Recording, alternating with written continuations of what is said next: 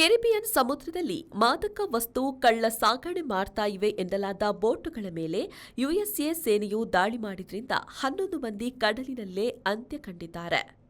America ಸಂಯುಕ್ತ ಸಂಸ್ಥಾನದ ಕಡಲಪಡೆಯು ಮಾದಕ ವಸ್ತು ಕಳ್ಳ ಸಾಗಾಣಿಕೆ ನಡೆಸ್ತಾ ಇವೆ ಎನ್ನಲಾದ 3 ಬೋಟುಗಳ ಮೇಲೆ ದಾಳಿ ಮಾಡಿದೆ.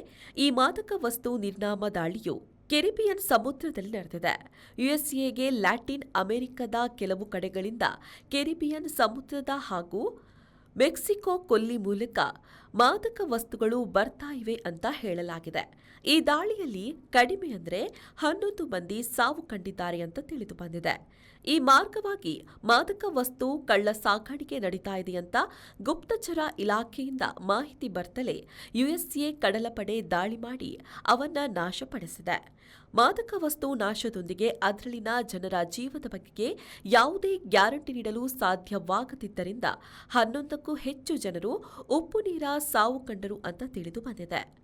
2 ಬೋಟುಗಳಲ್ಲಿ ತಲಾ 4, ಒಂದು ಬೋಟಿನಲ್ಲಿ 3 ಸಾವು ಕಂಡಿರುವುದು ಅಧಿಕೃತ ಎನ್ನಲಾಗಿದೆ. 2025ರ ಸೆಪ್ಟೆಂಬರ್ನಿಂದ ಯುಎಸ್ಎಯ ಮಾದಕ ವಸ್ತು ಕಳ್ಳ ಸಾಗಣೆ ವಿರುದ್ಧದ ದಾಳಿಯಲ್ಲಿ 135 ಜನರು ಸಾವು ಕಂಡಿರುವುದು ತಿಳಿದು ಬಂದಿದೆ.